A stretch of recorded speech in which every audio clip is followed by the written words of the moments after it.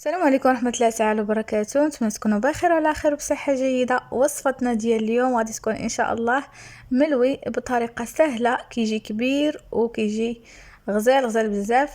تبعوا معايا لا فيديو واكيد ان شاء الله غادي تنجح معكم الوصفة. ما تنساوش اللي مازال ما اشتركش بالقناة يشترك بالقناة ويفعل الجرس باش يتوصل بكل ما هو جديد. دوزو مباشرة لطريقة التحضير وفي المقادير في نفس الوقت. اول حاجة كناخدو 3 ديال الزلايف ديال الفورس اللي كيكون مغربل بطبيعه الحال، وزلافه الرابعه ديال الفينو، شويه ديال الملحه ومعلقه صغيره ديال العسل كيعطيها واحد التحميره للملوي زوين، واحد شويه ديال الخميره قد الحماميصه غير طريقه، وكنجمع بالماء. الا كان الحال سخون غادي تجمعوا بالماء يكون ديال الصنبور، كان الحال بارد يكون شويه دافي صافي. وكنعجن العجينه ديالي مزيان، كندلك انا الملوي كله صراحه كندلكو. كاين اللي غير كيجمعو تيديرو في واحد البلاستيكه زعما وتيخليه حتى هو كيجي مزيان. المهم كندلكو وكيكون القوام ديالو بهذا الشكل، كيعطيني صراحه الطعم كيجي غزال. ولا كانت الماكينه العجين كدلكو مزيان كيجي ولا اروع.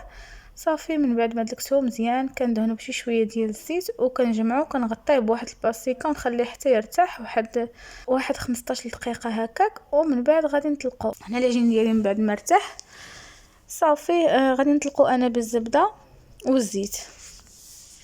يعني مثلا عندنا 125 غرام ديال الزبده، غادي نديرو معها جوج كيسان ديال الزيت.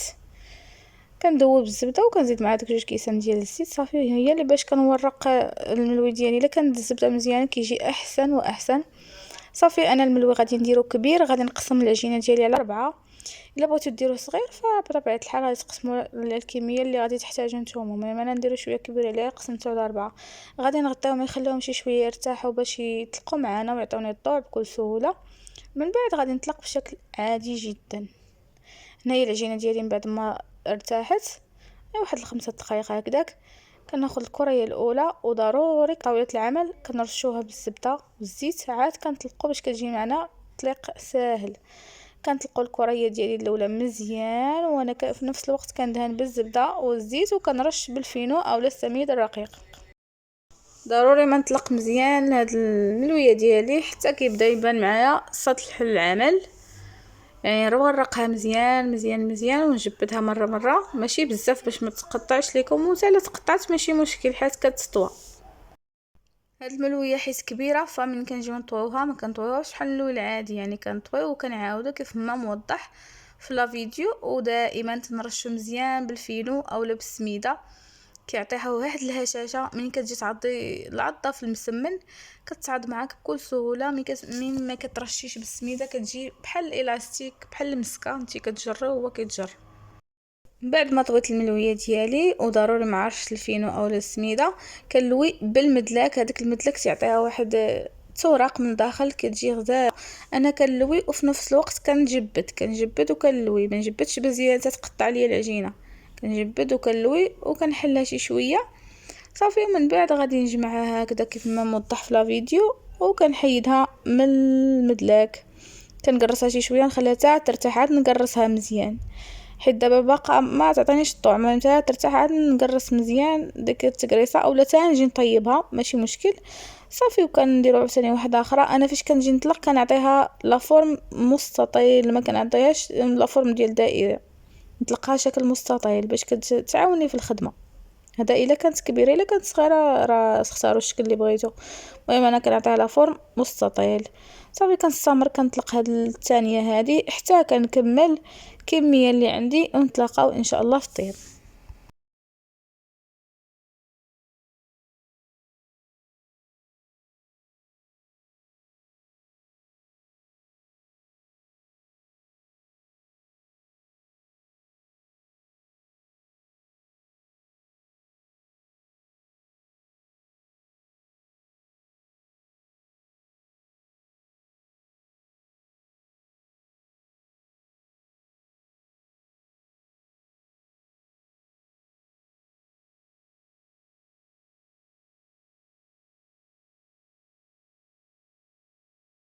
هنا قلت نعاود معكم هذا المقطع هذا موضح مزيان انني كنرش السميده والزبده وكنبدا نلوي، وانا في نفس الوقت كنجر عندي، يعني كنجبد ديك العجينه وانا كنلوي، وفي نفس الوقت مره كنطلقها بيديا باش كتعطيني لا فورم على القد اللي بغيت انا.